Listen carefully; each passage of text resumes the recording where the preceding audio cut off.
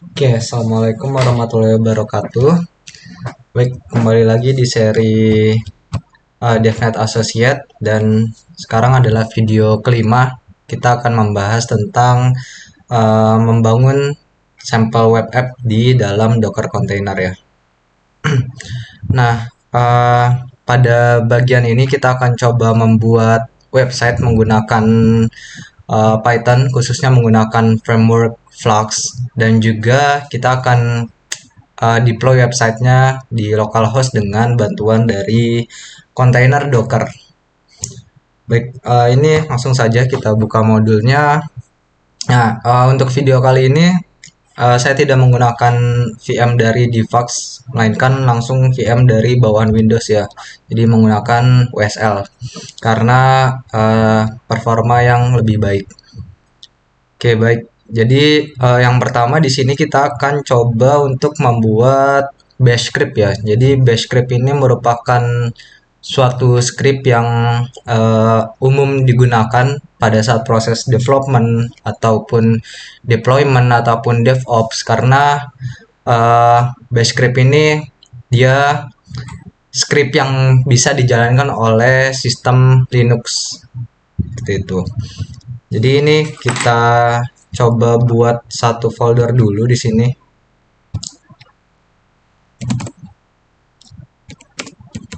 Misalnya kita buat make directory sample app.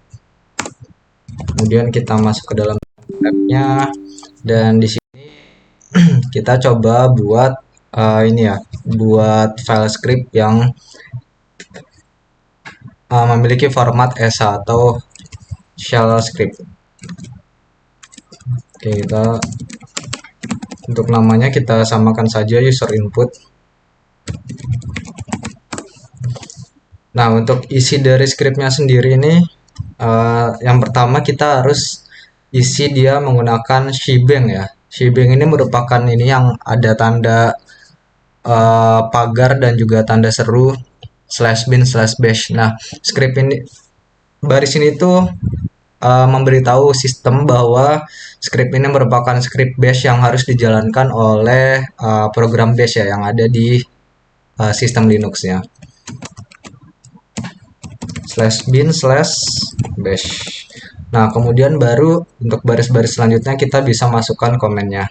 Nah, misal di sini kita akan coba membuat program untuk mengambil inputan dari user, yaitu nama user, dan kemudian akan kita print. Misal di sini buat echo enter your name. Kemudian di sini kita baca sebagai variabel user name dan kemudian kita print your name is. Ini kita pakai tanda dolar untuk variabelnya. Titik. Oke. Cukup seperti ini, kita save, kemudian keluar dan kita coba jalankan ya. Untuk menjalankannya kita bisa memakai command bash kemudian nama filenya. Nah, ini kita masukkan misal namanya Kurniawan dan di sini sudah berhasil ya untuk ngeprint namanya. Oke, kemudian selain menggunakan bash, ini juga sebenarnya program user input ini kita bisa jalankan menggunakan ini ya, menggunakan perintah biasa dengan cara titik slash seperti ini, user input.sh. Nah, tapi karena untuk permissionnya itu sekarang masih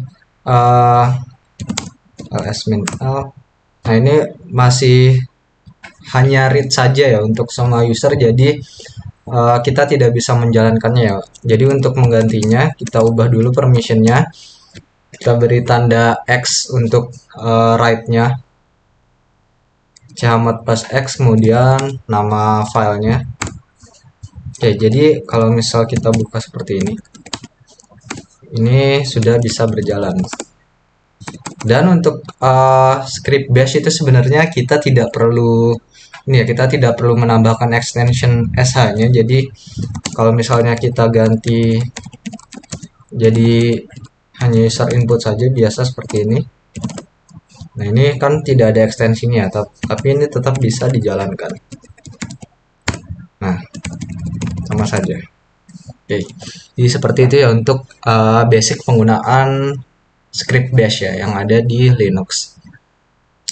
Oke, untuk selanjutnya kita akan coba masuk ke bagian ke tiga ya. Kalau di sini ya, kita akan coba buat sampel web app dengan menggunakan Python, atau khususnya ini menggunakan framework atau library dari Flux ya. Flux ini merupakan framework milik Python yang dibuat untuk membuat aplikasi website ya. Jadi kalau misalnya di bahasa lain itu ada framework lain, sedangkan kalau di Python itu ada Flux dan juga Django. Nah, kali ini kita akan menggunakan Flux. Sebelum itu kita coba ini ya, install dulu untuk Flux-nya ya. Jadi pip install Flux. Oke, karena ini sudah diinstal, jadi di sini tulisannya requirement already satisfied. Oke, kemudian kita akan coba buat ya di sini untuk struktur filenya. Kita akan menggunakan code editor. Sini saya menggunakan kursor.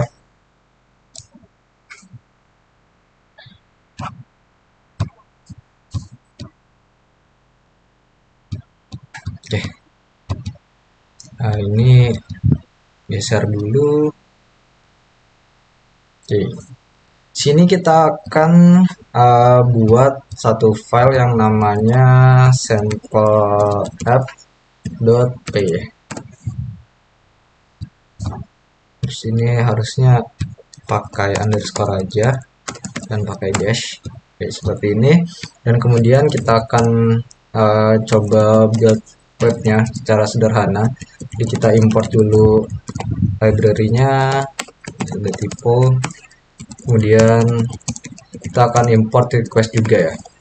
Karena di sini sebagai contoh kita akan buat website sederhana yang isinya itu hanya menampilkan IP dari klien ya. Klien yang request membuka website ini, kita akan tampilkan IP-nya.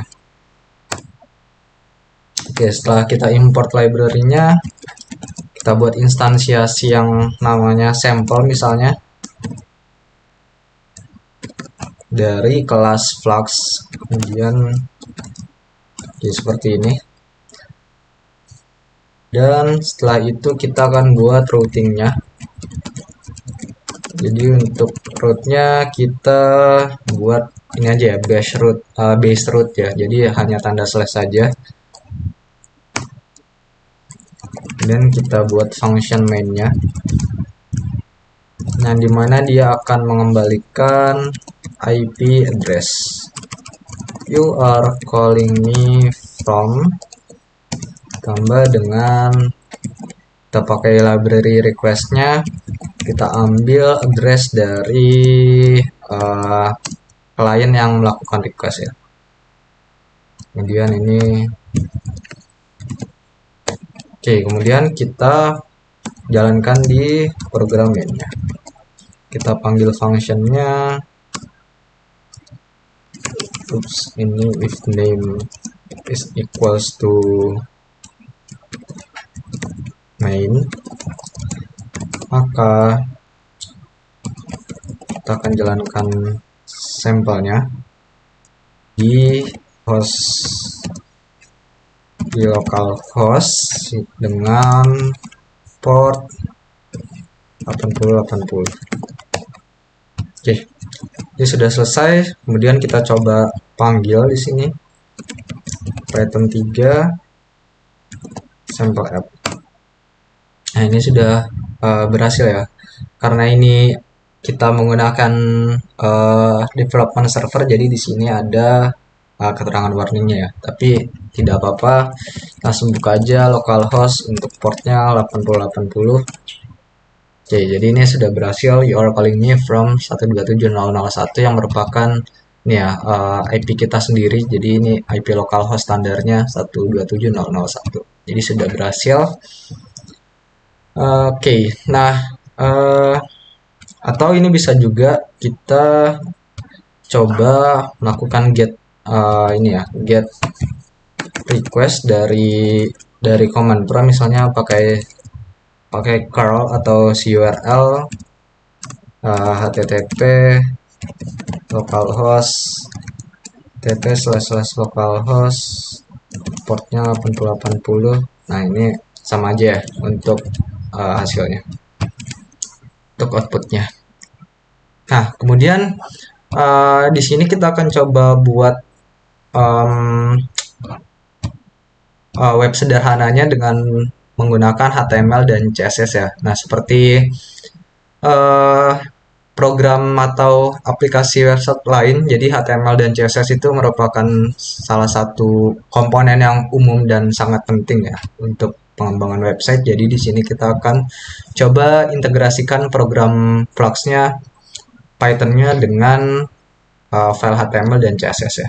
Jadi di sini kita coba buat ini dulu, buat foldernya. Nah, ini untuk static, di sini isinya nanti ada style, dan kemudian untuk templates di sini nanti ada templates dari halamannya ya. Nah, dimana nanti di templates ini kita buat satu file HTML yang isinya kurang lebih seperti ini.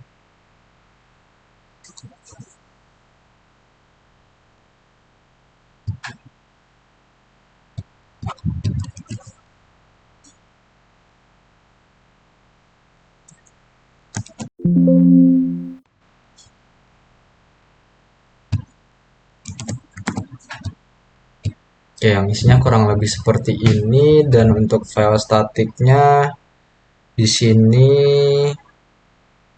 isinya cukup dengan background color ya. Jadi ini kita buat style.css.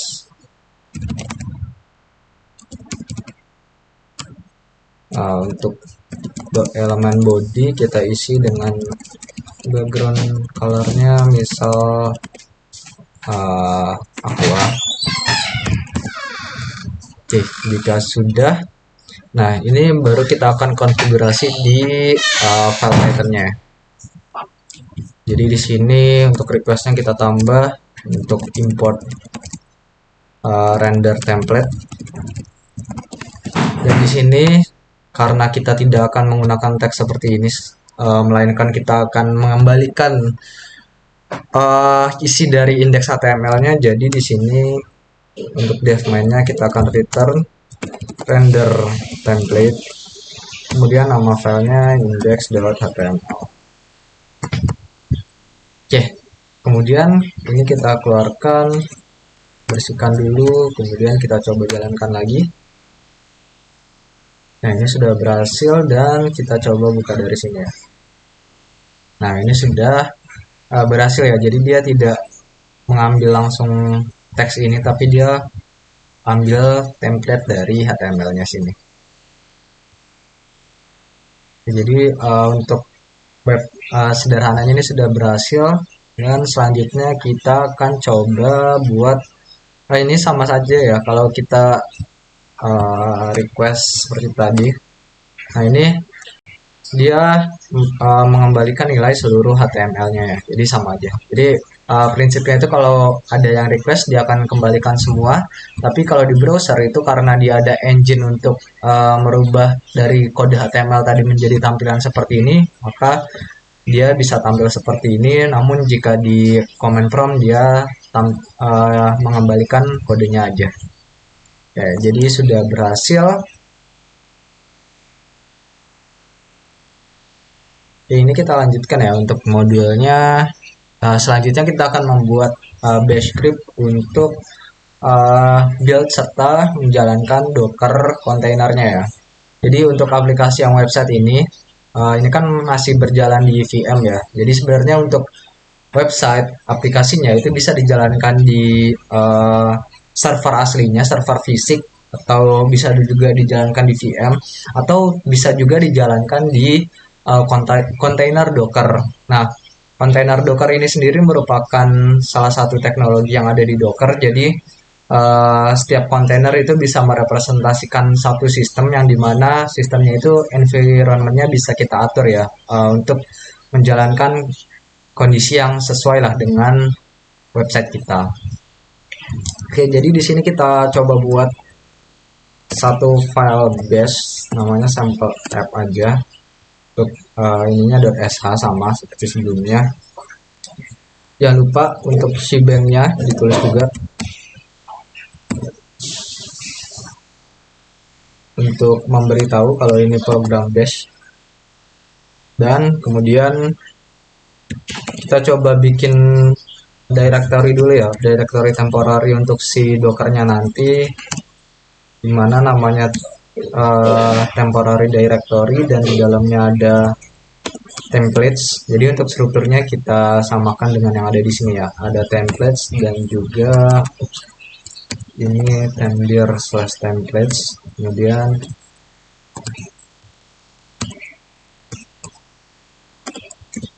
yang ini /static.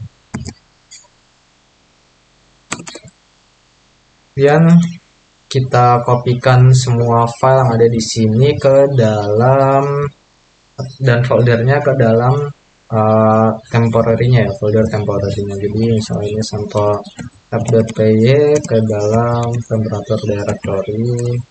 Kemudian kita kopikan semua file dan folder yang ada di static dan templates secara rekursif ke dalam directory temporary-nya juga. Templates kita ambil semuanya, kemudian kita copy ke templates. Nah, ini yang static.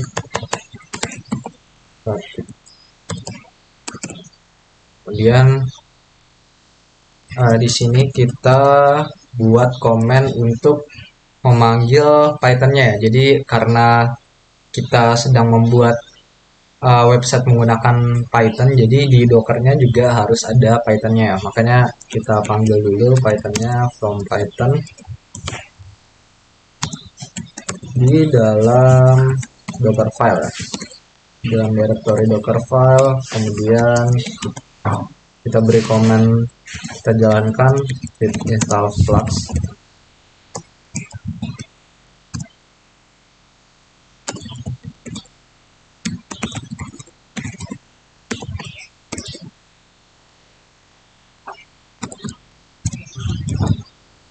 Kemudian kita copy di static from my app static slash masuk ke dalam Docker file. Dan yang ini untuk templates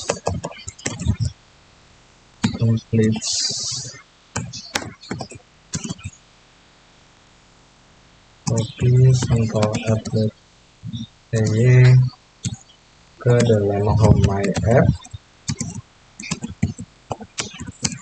pada directory Docker file. Dan agar kita bisa membuka websitenya nanti di WSL-nya, maka kita harus forward portnya dengan cara expose. Nah, ini expose-nya 8080.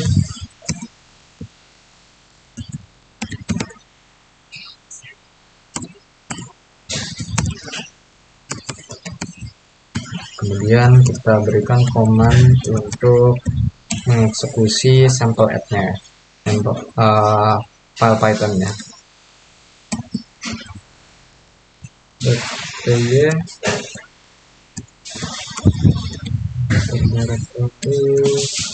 Docker file. Dan kita save. Ini kita keluarkan dulu. Nah, di sini kita coba masuk ke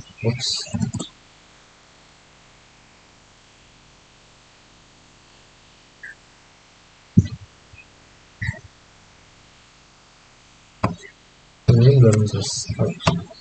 Ini kita pindahkan dulu. kemudian kita build dockernya sample app,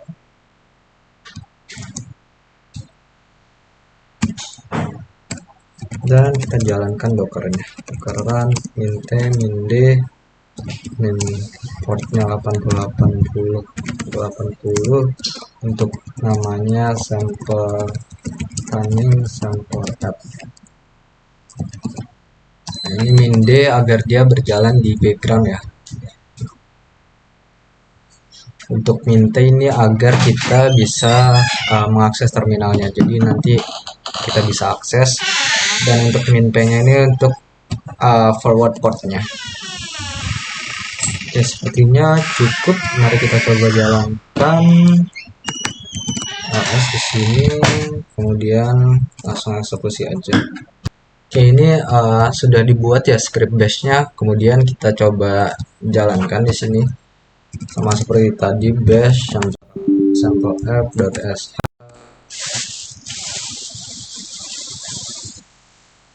Oke, di sini kita lihat. Nah, di sini sudah masuk ya untuk namanya sample app, dan untuk portnya ini 8080. Kemudian kita coba buka di sini. Ini kita refresh saja ya. Oke, di sini sudah berhasil ya. Jadi di sini sudah muncul you are calling me from 172.17.01. Ini merupakan IP localhost. Nah, ini sekali lagi kita coba kalau di terminal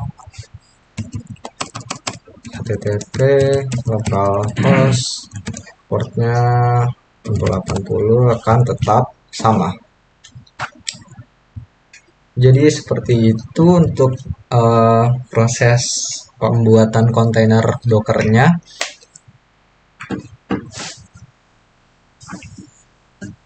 Dan di sini kita akan coba untuk ini ya, untuk hapus kontainer dockernya ya. Oh iya, sebelum itu karena docker ini merupakan kontainernya itu berbasis Linux, jadi sebenarnya kita bisa masuk ke dalam terminalnya. Caranya itu mint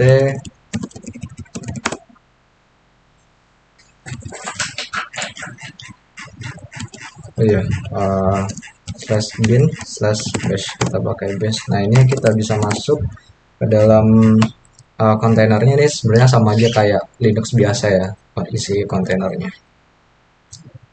Oke, ini untuk keluarnya exit.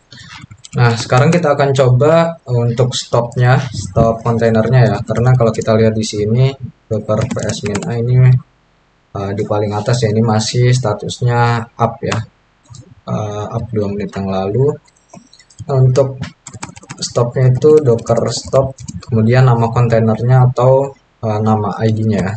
Jadi nama kontainernya kan tadi sample running. Nah, ini agak menunggu sebentar.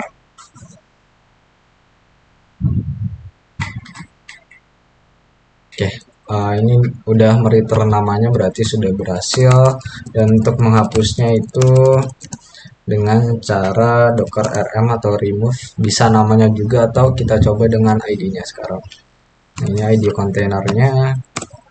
Nah, ini sudah berhasil juga. Kalau kita cek lagi, ini udah nggak ada ya kontainer dengan nama sample running tadi. Nah, oke, baik, untuk video kali ini cukup sekian penggunaan Docker sebagai media deployment ataupun development ataupun testing simple website dengan menggunakan Python dan juga Flux. Oke, baik, mungkin cukup sekian dan kita akan kembali di video selanjutnya. Bye.